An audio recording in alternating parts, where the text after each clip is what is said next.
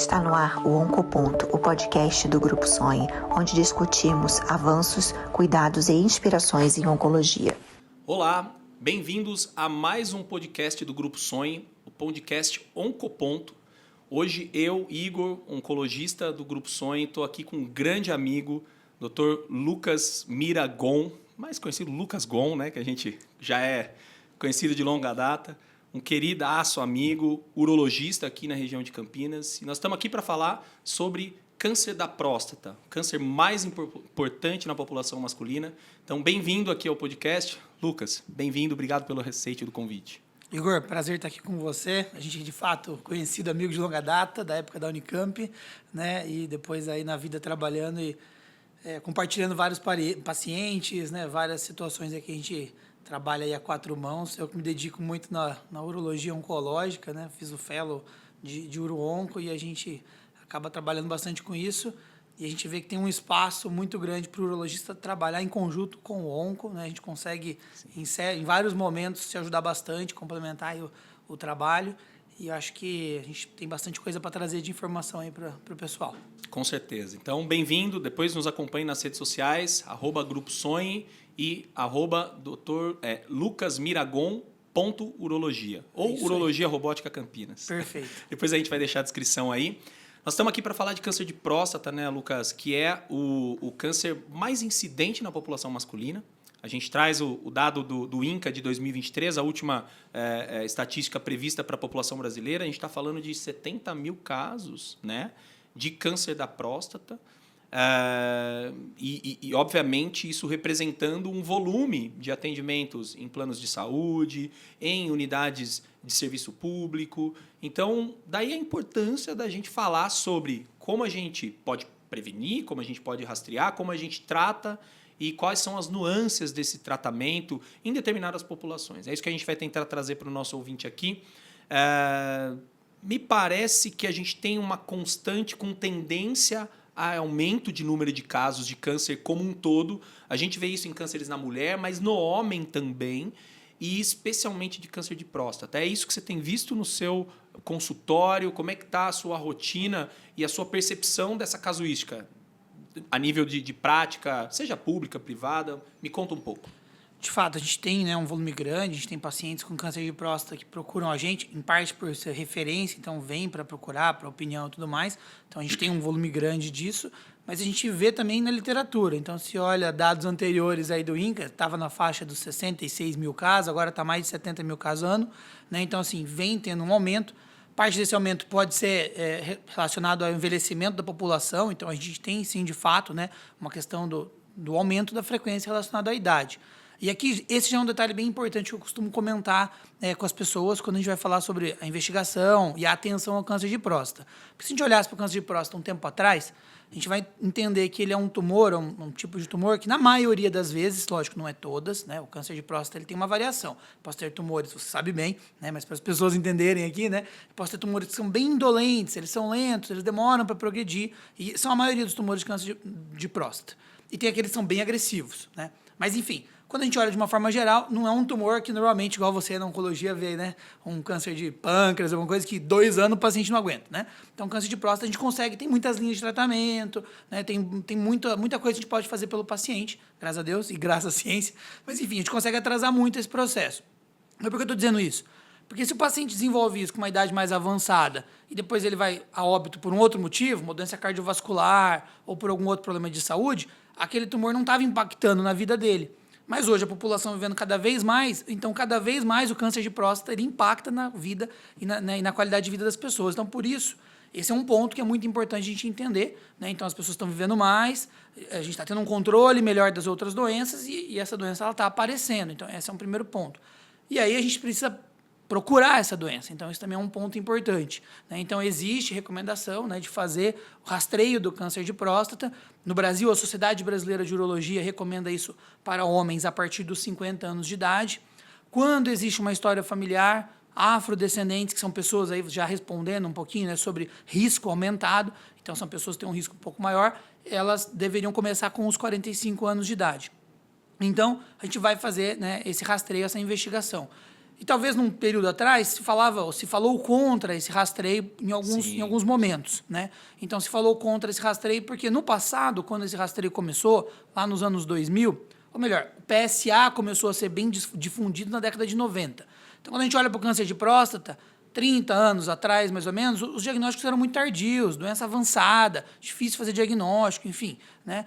Com o tempo, esse diagnóstico melhorou com o PSA, mas mesmo com a melhora do PSA e a melhora do diagnóstico, o aumento do diagnóstico, não é que a mortalidade mudou muito. Então, se entendeu que não estava fazendo muita diferença nessa questão da mortalidade, né? Enquanto que os tratamentos traziam também algumas morbidades do tratamento. Então, se pensou em não fazer mais segmento. Então, nos Estados Unidos, até para a gente trazer essa informação, porque hoje...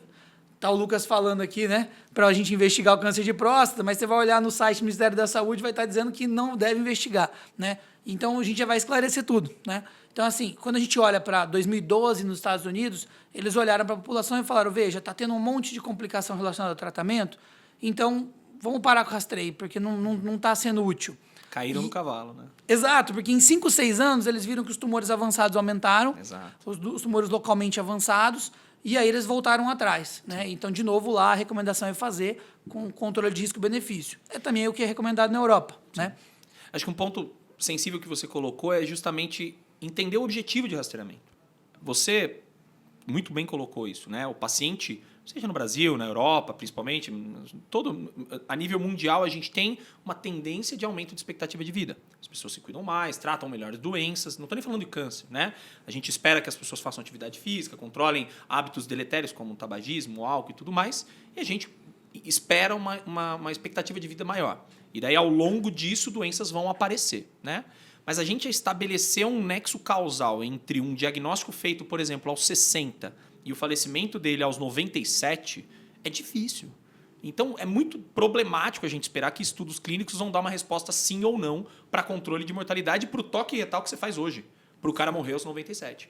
Então, ou para a dosagem de PSA que você faz hoje. Então, eu também achei um retrocesso essa parada de rastreamento, e daí você perde o benefício do rastreamento na sua essência. Claro que o rastreamento visa impactar em mortalidade, tudo bem, mas ele nos ajuda a diagnóstico precoce. Falando de estudo e falando da dificuldade, até que é de ter estudo com relação a isso, vou comentar rapidinho sobre estudo. Então, o estudo americano, ele não mostrou realmente ganho de sobrevida, mas foi um estudo que... né, parou ali por 8, 9 anos, teve muita, o que a gente chama de contaminação, que no caso é quem não deveria fazer rastreio, acabou fazendo por conta própria. Então, uma série de detalhes. Mas se a gente for olhar o estudo europeu com 10, 12, 14 anos foi cada vez mais mostrando, né, vantagem do screening, que é essa investigação, esse rastreamento. Por quê? Porque quanto mais passa o tempo, aí sim realmente impacta em mortalidade. Tem uma corte do estudo, uma corte sueca, né, então... O estudo feito na Suécia mostrou redução de 50% de mortalidade. Exato, né? Isso aí foi publicado 2 anos atrás. Né? Então, assim, é importante a gente entender que tem, então, melhora na mortalidade, então é importante a gente fazer esse rastreio. E a gente está vendo um aumento de incidência e aumento de mortalidade. Então, nos dados do INCA desse ano, a previsão é que seja o câncer com maior mortalidade. Passando o câncer de pulmão.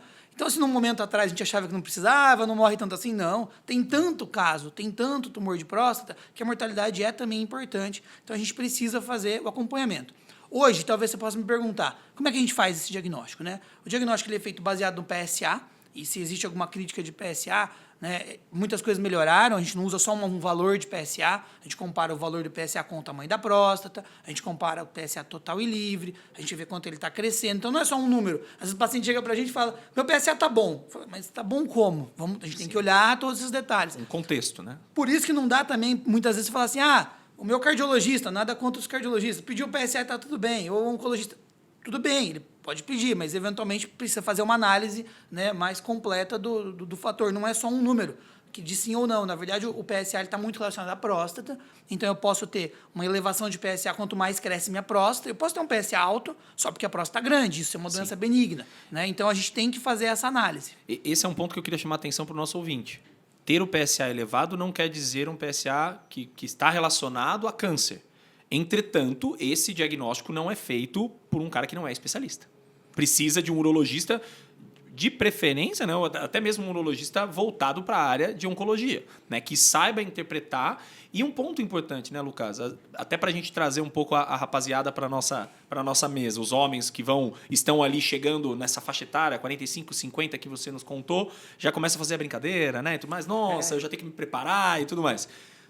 O toque, ele é o exame físico da próstata, né, de certa maneira, mas eu imagino, e daí eu quero te ouvir nesse sentido, que o paciente que segue a longo prazo, né, e que segue regularmente, ele não precisa tomar a dedada todo ano, ele não precisa fazer o toque todo ano, imagino eu. Né? Então, e eventualmente, aquele paciente com PSA normal vai ser diagnosticado com alteração pelo toque. Como é que você vê isso? Essas coisas andam juntos? Ou o toque ele nem sempre é necessário, ele é necessário em determinados momentos e ele pode ser prescindido a depender da evolução e até da regularidade que o cara tem na sua consulta? Ótimo que você já trouxe alguns pontos da resposta para isso, né? Então, acho que a primeira mensagem, né, para quem está acompanhando a gente, né, é de fato a importância de procurar o urologista. Sim. Né? A gente vai procurar o médico para poder fazer uma avaliação.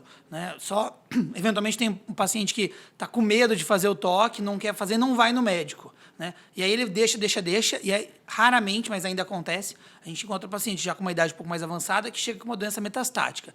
Isso dá uma tristeza muito grande, porque eu pego um paciente já metastático, a gente consegue controlar, você me ajuda muito nisso, mas assim, a gente vai ter que lançar mão de cara de medicamentos pesados, eventualmente de bloqueio hormonal, eventualmente de quimioterapia, para um paciente, se a gente tivesse encontrado 10 anos antes, a gente conseguia tratar ele de uma forma muito melhor e com uma chance de cura muito maior. Então, assim, é importante a gente ir no médico. Ir no médico, tem mais um detalhe. Homem, às vezes, não vai muito no médico. Né? Então, assim, a mulher está acostumada, a mulher vai no ginecologista, a mulher, quando tem filho, na maioria das vezes, a mulher que leva no pediatra, então a mulher está acostumada com essa rotina. E aí o homem tem toda essa questão com o toque retal, que, por um lado, primeiro, ok, se a pessoa fala para mim, não quero fazer, está tudo certo. Se ela entender qual é a vantagem de cada coisa e fizer uma escolha tendo entendido, está tudo bem.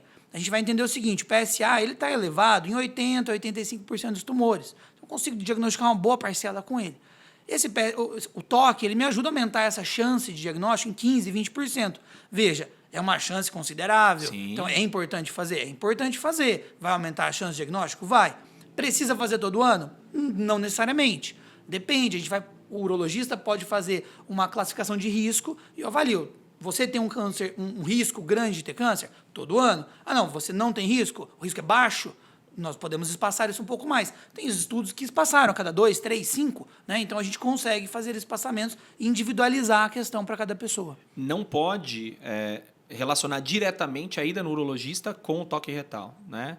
Tem que ser urologista junto com o médico, definir qual é o exame que vai ser feito, o exame clínico, né, a questão do toque e, eventualmente, os exames complementares. Né? Perfeito. A gente falando dos exames complementares, a gente pode lançar mão de ultrassom. O ultrassom não faz diagnóstico. Ressonância ajuda no diagnóstico, mas a gente vai lançar mão de outras coisas que vão nos ajudar. Então, nessa conversa com o paciente, a gente vai entender os riscos, a história, as expectativas, para a gente poder alinhar. Vai ter paciente que vai falar, não quero fazer toque, está tudo certo. E a gente vai seguindo com isso. Mas isso só acontece porque o cara foi ao médico. Com certeza. Aí entra o grande problema do médico generalista não especialista, e nada contra os nossos colegas, mas do cara pedir o PSA e pronto. Não, seu PSA está ótimo. Mas e a interpretação do contexto? Né? O que você falou, histórico familiar, risco. Esse é um ponto. Recentemente, na época de Novembro Azul, eu fui dar uma palestra sobre risco genético relacionado a câncer de próstata. E a gente sabe que homens afrodescendentes, né, de etnia negra, tem um risco maior de abargar algum tipo de alteração genética e até comportamentos fenotípicos mais agressivos de câncer de próstata. E muitas das pessoas, homens, não sabiam disso. Teve um monte de cara que terminou uma palestra e falou, cara, eu não sabia. Né? Enfim, e que merecem talvez até uma individualização do momento de iniciar o rastreamento, como você bem disse. Talvez a gente antecipe para 45 anos. Né? Então, acho que a importância é ir ao médico. Né? Acho que essa é a mensagem. Né? Você comentou do câncer, né, da afrodescendente, que nos Estados Unidos é bem mais, né, marcado do que no Brasil, mas a gente tem o câncer de mama também. Né? O câncer de mama tem relação com o gene BRCA1 e BRCA2, e o BRCA2 está relacionado a câncer de próstata mais cedo e muito mais agressivo. Sim. Na nossa prática, é um pouco difícil, às vezes, de dosar para todo mundo. Então, eu, enquanto urologista, já pergunto, tem história de câncer na família de mama, que seja? Eu já fico mais atento. Né? Não sei se na sua prática, você que trabalha bastante com a genética, Sim. consegue fazer exame, como é que você lida com isso? Não, esse é um ponto extremamente importante. E daí, novamente, eu reforço, não é um urologista qualquer, é um urologista especialista em oncologia, porque não são todos os urologistas que vão ter esse entendimento de que um cara saudável aos 58 anos, que tenha 2 irmãs e a mãe falecida por câncer de mama, esse é um cara de alto risco de câncer de próstata, entendeu? E que a gente, às vezes, se essas pessoas de fato tiverem falecidas e não tiver mais nenhum caso de sobreviventes de câncer próximos desse indivíduo, a gente vai indicar teste genético. E aí daí você tocou num ponto que está bem relacionado à minha prática. A gente tem hoje 2 formas de usar a genética para o câncer masculino, especialmente o câncer da próstata. Uma delas é olhando o histórico familiar e fazendo exames do que nós chamamos de genética germinativa, que é aquela herança que nós recebemos do pai, da mãe e compartilhamos com irmãos, filhos e tudo mais. E outra é avaliando geneticamente o tumor. Então, aquele paciente que já está em vigência de um diagnóstico oncológico, está se tratando de um câncer de próstata com a gente, né, Lucas? Esse cara vai certamente passar por uma avaliação de biomarcadores genéticos específicos do tumor. E a genética está muito inserida. Hoje, eu acabo fazendo muito caso de paciente oncológico com câncer de próstata jovem e a gente acaba recebendo pacientes com mutações genéticas. A literatura nos conta aproximadamente 8%, 10% de todos os cânceres da próstata vão ter alguma alteração genética, majoritariamente, como você bem falou, em um dos genes famosos aí, ficou famoso na época que a Angelina Jolie, né, descobriu, no BRCA2. Mas a gente teve recentemente um dado brasileiro de uma alteração que é muito frequente na população brasileira, especialmente pela imigração espanhola e portuguesa, e que desceu ao sul do país, uma síndrome chamada Li-Fraumeni, colocando o câncer de próstata como o quarto tipo de câncer mais frequente nas pessoas que têm essa alteração genética. E eu, por exemplo, trabalho ativamente com pacientes com Li-Fraumeni e confesso que até esse dado, o câncer de próstata ficava lá atrás. A gente olhava para o câncer da mama, para o câncer cerebral, para o câncer do pâncreas, e o câncer de próstata ficava lá atrás. Então, o urologista oncológico precisa entender disso e a gente está cada vez mais próximo, né, para lidar com esse tema que como você falou, individualizando o indivíduo. Né? Acho que assim, mensagem pode deixar para as pessoas, né? Então, assim, idade, ter história na família. Pai, irmão, tio, teve câncer de próstata, precisa começar mais cedo. 45, às vezes até 10 anos antes do que o pai ou o irmão teve. Porque daí a gente consegue, né, ter um prazo. Afrodescendente, é importante também a gente ver mais cedo. História de câncer de mama, importante também. A gente não pode dar margem, não pode dar tempo, não pode, vou fazer a cada 2, 3 anos. Tem um risco maior, a gente precisa reduzir esse risco. Muitas vezes a gente não tem medicamento para evitar o câncer. A gente não consegue ainda ter um tratamento genético para mudar a alteração genética. Mas a gente consegue achar cedo e tratar cedo e diminuir as complicações da doença. Isso a gente consegue fazer bastante.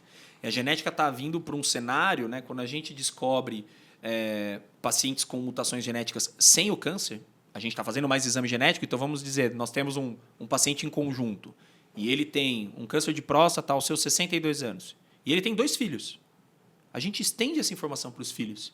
E os filhos ainda não tiveram filhos. Então a gente pode, quando encontrado a mutação nesses indivíduos, até pensar em técnicas de privação dessa genética para os filhos futuramente. Né? Então olha a importância da gente entender que a história que nos rodeia em termos de família é importante para estar próximo do urologista. Né? Queria fazer um comentário, voltando talvez um pouco para o dia a dia, para o básico. A gente comentou um pouco do PSA, que é uma molécula que está relacionada ao câncer de próstata. A gente usa para fazer o diagnóstico, como a gente já falou, mas o PSA está relacionado à próstata, exatamente. Então, também para o pessoal aí, PSA tem relação com a próstata. Ele marca a próstata, ele não marca tumor. Ele pode subir por vários motivos. Então, posso ter uma inflamação, uma prostatite, posso ter feito uma cirurgia que aumentou, passou uma sonda, enfim. A próstata cresceu por uma doença benigna, tudo isso aí sobe PSA.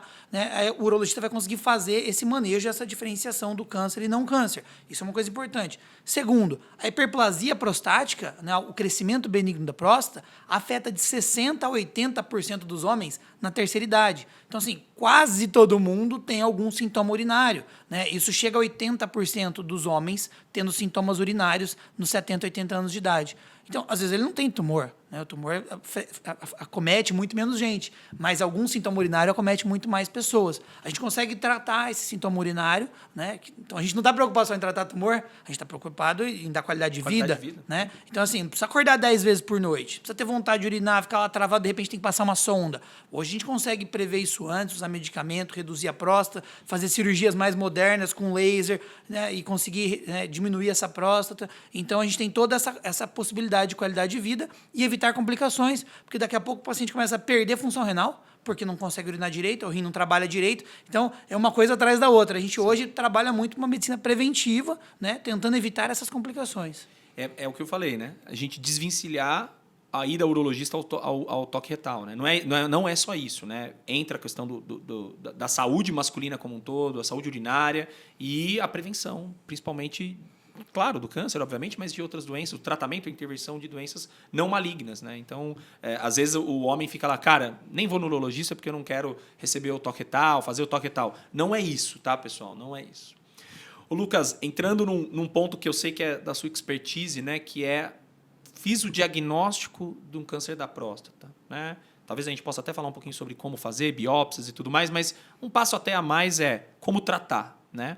Você bem disse, a gente tem medicamentos, temos avanços em radioterapia, mas acho que como todo pilar em qualquer câncer, né? O pilar cirúrgico ele é de fato o que cura os nossos pacientes. E durante muito tempo a gente teve técnicas cirúrgicas que trouxeram pós-operatórios mais complicados, perdas muitas vezes relacionadas à qualidade de potência, continência e tudo mais. E hoje a gente tem um tema que é super quente relacionado a robô, que eu sei que é a sua área de trabalho, em diversos cânceres, mas especialmente em câncer de próstata. Como você vê a robótica na urologia oncológica? Ela é primordial, essencial, ainda tem espaço para técnicas não assistidas pelo robô? Quando tem espaço, ou se tem espaço, ou o robô... não estou nem pensando na questão de acesso, tá? A gente pode falar na questão... Mas pensando em desfecho e qualidade de vida, desfecho oncológico, como você vê o robô para o tratamento do câncer de próstata hoje, 2025? Se a gente olhar para o passado, eu comentei um pouco do PSA e como é que, né, foi planejado, entendido isso naquele período. Falei que, né, por um dos motivos que diminuíram o rastreamento foi justamente pelas complicações, porque na década de 90 os tumores eram avançados, a cirurgia era muito agressiva, o paciente tinha sangramento muito grande, era normal um paciente fazer uma cirurgia de próstata, receber transfusão e ficar na UTI e ir embora depois de uma semana.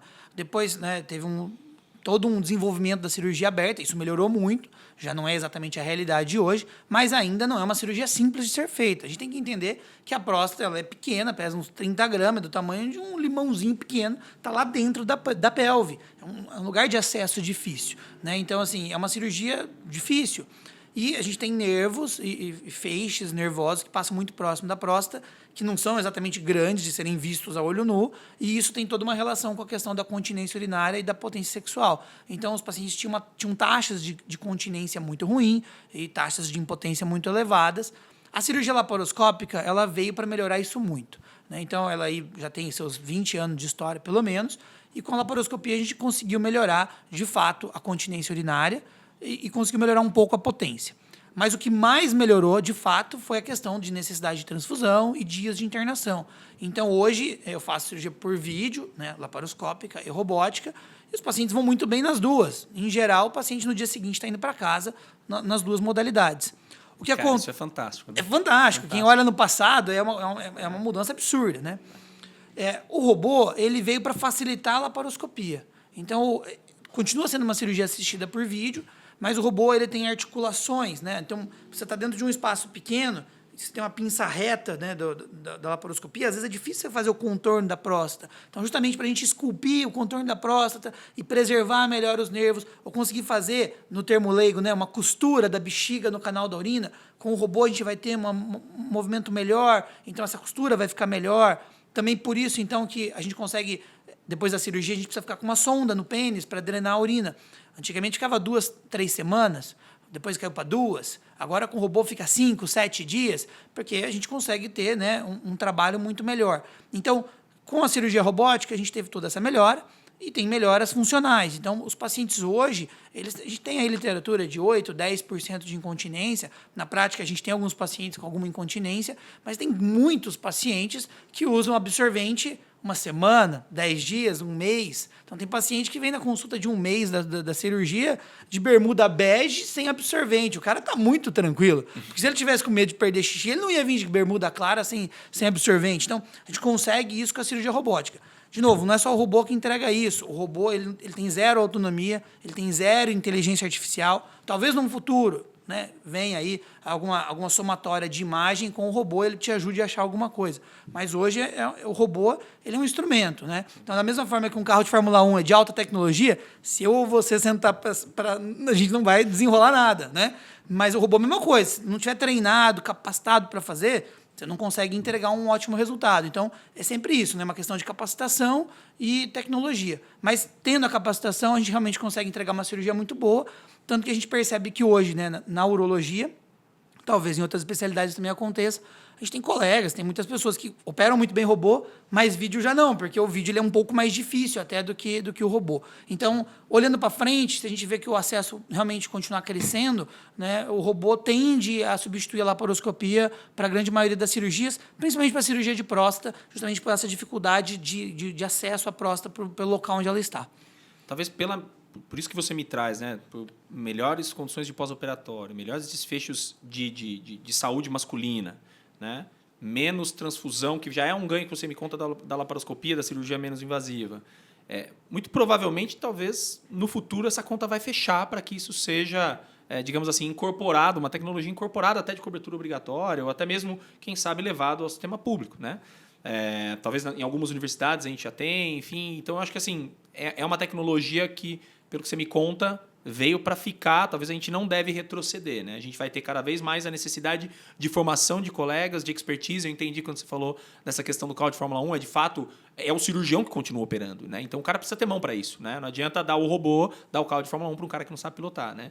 Então, acho que, mais uma vez, trazendo a importância pro urologista oncológico, né? Colegas como você que estão habituados a lidar com isso. Né? Acho que o robô vem para ficar mesmo. Acho que a gente vai ver, eu costumo brincar às vezes que eu sou meio que uma última geração que faz bastante vídeo ainda, porque o pessoal já está transicionando para o robô e daqui a pouco a gente vai ter tanto robô que realmente o vídeo vai acabar ficando mais suplantado.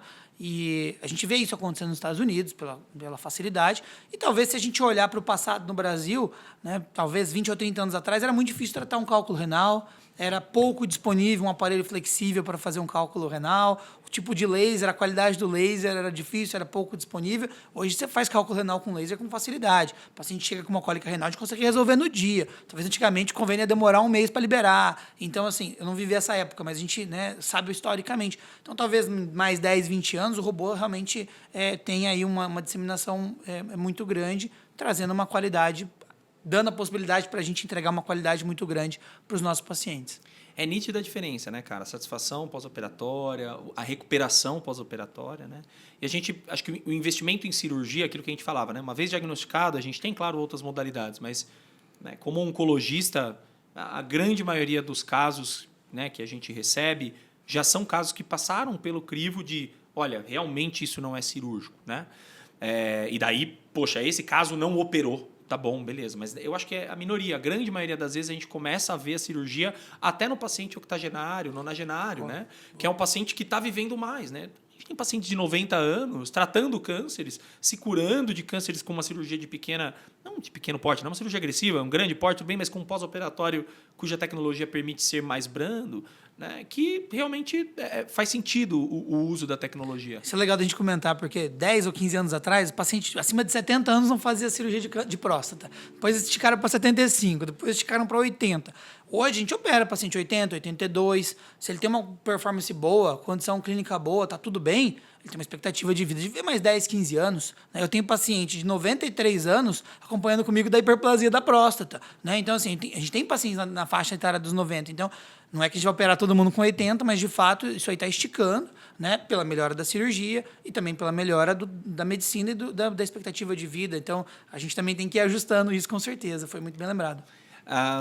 Acho que para a gente ir caminhando para o fim, mas acho que um ponto que a gente falou, né, do rastreio, no impacto do diagnóstico precoce, da gente descobrir precocemente, descobrir mais, mas a gente ainda tem alguns casos desafiadores, né? Casos de pacientes, né, de subtipos histológicos específicos, com características da célula do câncer com um comportamento mais agressivo e que, às vezes, a gente vai encontrar uma doença mais avançada no diagnóstico. Não é a maioria das vezes, né, Lucas? Felizmente, mas a gente, às vezes, ainda vai. Você tem visto bastante desses casos? Existe um manejo diferente da abordagem cirúrgica do urologista? Você vê uma maior necessidade do oncologista mais próximo nessa tomada de decisão pericirúrgica ou não? É porque eu imagino que o paciente com uma doença de baixo risco, às vezes esse paciente nem chega para mim, né? Porque nem precisa chegar mesmo. Você vai assustar o cara, você vai falar que vai mandar ele para um oncologista, ele vai sair correndo. Falou, pô, acabei de fazer uma cirurgia, investi o meu tempo, o meu dinheiro para ter um robô, fui bem operado, veio uma doença de baixo risco, por que eu vou para um oncologista? Não precisa. De fato, não faz sentido. E vocês, da urologia oncológica, fazem muito bem o acompanhamento e o monitoramento, né? Mas qual é o paciente que a gente precisa estar próximo nessa tomada de decisão peridiagnóstico? Descobrir glisson 9, 10, doença mais avançada, mutação genética. Você vê um cenário para a gente se aproximar nisso? Com certeza. Lá no começo eu comentei que tem tumores muito diferentes, né? Uns que são muito lentos, indolentes, uns que são bem agressivos. É importante o urologista, né, fazer essa abordagem com o paciente. Olha, você está nesse grau aqui, você tem uma doença de alto risco. Nessa doença de alto risco, quer dizer que ela tem um alto risco dela voltar depois da cirurgia. A minha chance de curar você com a cirurgia talvez seja um pouco menor do que naquela de baixo risco. Até por ser de alto risco, a gente vai fazer uma análise e talvez fazer uma linfadenectomia estendida, que é retirar todos os gânglios da pelve de forma estendida. É uma cirurgia muito mais longa, demora mais do que o dobro do tempo, dá trabalho, aumenta o risco de sangramento, aumenta a internação. Mas o paciente entendendo, isso vale a pena de ser feito, tem estudo mostrando isso, né? Depois é importante a gente entender também que talvez a cirurgia sozinha não vai resolver o problema, então o paciente vai entrar num tratamento multimodal. Então ele já vai entender assim, ó, vou fazer cirurgia, porque tem uma condição boa, tem uma chance de ter que fazer uma radioterapia depois, o Igor vai acompanhar isso junto, aí a gente vai fazer um bloqueio hormonal, tem estudos mostrando aí que talvez esses pacientes que recidivem, né, que a doença volte de forma rápida, de alto risco, já vão receber bloqueio duplo hormonal já nesse momento. Então, assim, existe uma abordagem diferente para esses pacientes. Aí quem faz urologia oncológica entende isso um pouco melhor, consegue explicar isso um pouco melhor e consegue fazer esse acompanhamento em conjunto. Talvez vai ter colega que faz a cirurgia e depois o onco faz esse acompanhamento. Aí também, o oncologista que faz uro-onco faz isso bem. Porque às vezes a gente também vê colega onco que faz, imagina a dificuldade que é de fazer de melanoma a próstata, mama e gastrointestinal. Às vezes a gente pega paciente, chega pra gente com um bloqueio hormonal pela metade, que eventualmente poderia receber algo mais, né? Então, assim, é sempre importante o especialista que está bem direcionado para aquele foco, né? Então, assim, a gente precisa fazer essa abordagem do paciente e raramente, só para vocês saberem que existe, mas raramente a gente tem tumores muito agressivos fora da faixa etária, né? Então, na Unicamp, a gente pega situações que drenam de uma região muito grande. Então, sarcoma de próstata, neuroendócrino. E aí, paciente, às vezes, na casa dos 20 anos, 30 anos. Mas isso é uma raridade absurda, né? E é lógico que daí o tratamento, né, a indicação cirúrgica e o tratamento adjuvante, ou seja, complementar para isso, é normalmente feita em discussão multidisciplinar, tumor board, etc. E aí isso aí é tudo decidido urologia junto com onco. Legal. Acho que aí a importância, né? A gente está aqui hoje, né, com um grande especialista da área de urologia oncológica. E ouvir você falar, ver a expertise que você tem, nós somos amigos, né? Fora do ambiente profissional, a gente é amigo, então, assim, ver o seu crescimento é super bacana, né? E eu imagino que é recíproco também a gente ter caminhado junto nas nossas carreiras e poder trabalhar junto, né? E dividir casos, né? O paciente não é de um ou de outro médico, o paciente é do cuidado. E se a gente puder cuidar melhor, né, com a parceria entre o uro e o onco, quem faz ginecologia e oncopelve, né, quem faz melanoma e dermato. Então, assim, acho que a gente precisa nichar, né? Hoje, a oncologia e os tumores nas suas diversas áreas, né, merecem um cuidado nichado, individualizado de especialistas, né? Não só pela atenção com a literatura, como você nos trouxe, mas para atenção para pesquisa, para formações e tudo mais, né? Então, acho que a importância do nosso ouvinte, quando procurar o seu médico, procurar o urologista que está habituado a lidar com próstata, assim como tem o urologista que está habituado a lidar com cálculo e outras questões relacionadas à bexiga, a urologia feminina, enfim, diversos. Mas é importante isso. Acho que esse é um ponto importante para deixar. Lucas, mensagem final do nosso podcast. O que você quer deixar para o nosso ouvinte? Né? Daqui a pouco a gente vai ter aqui @ do Instagram. Eu já falei, talvez tenha falado errado, mas é lucasmiragon.urologista. Né? Então, depois vamos seguir o Lucas lá, a equipe do Grupo Sonho, eu, o Igor. Né? Então, deixa uma mensagem para o nosso ouvinte para a gente finalizar. Vou começar com o gancho que você deixou do Instagram, é lucasmiragon.urologista de fato, ou Urologia Robótica Campinas, também é uma forma de encontrar. De toda forma, acho que eu queria agradecer, então, Igor. É um prazer estar com você aqui. Prazer a gente poder conversar sobre esse assunto que é super importante. Importante deixar mensagens importantes para a população, para as pessoas que estão interessadas em saber sobre o assunto. Tirar um pouco do mito, do tabu, só do toque, não é a única forma de fazer diagnóstico, mas fazendo isso com qualidade, né? Não é que a gente chegou aqui e disse, não precisa fazer e ponto, né? Acho que a gente consegue mostrar, né, isso aí, a importância disso tudo de uma forma científica, mas também com uma linguagem bacana e fácil das pessoas pegarem. Nichar, ter alguém especialista no assunto é importante. A gente tem uma visão que às vezes é um pouco diferente. É muito difícil ter uma visão completa de tudo na medicina, por isso que a medicina tem as especialidades. E aqui a gente falou várias vezes de uro e onco trabalhando em conjunto, mas quem trabalha com onco, e eu digo pelo uro aqui, não vou trabalhar só com o onco junto. A gente vai ter o psicólogo, a gente vai ter o preparador físico, a gente tem o nutricionista. Então, você vai preparar o paciente para a cirurgia, você tem uma visão do que você precisa no pré, você precisa de uma visão depois, na recuperação, às vezes cirurgias maiores, fazer essa parte, o retorno às atividades físicas. Então, a gente consegue, né, trabalhar com uma equipe multidisciplinar, uma equipe que se ajuda. Isso faz uma diferença enorme no cuidado do paciente, nos resultados depois, né? Então, acho que procurar quem está bem especializado na área é super importante, mas acho que a grande mensagem mesmo é procurar um médico para fazer diagnóstico, para a gente ter a oportunidade de, num momento inicial, fazer o diagnóstico e poder oferecer para vocês os melhores tratamentos. Excelente. Obrigado pela sua presença. Queria agradecer quem nos assiste, nos escuta aqui. Logo, logo isso vai estar em todas as nossas plataformas digitais, Instagram e plataformas de mídia.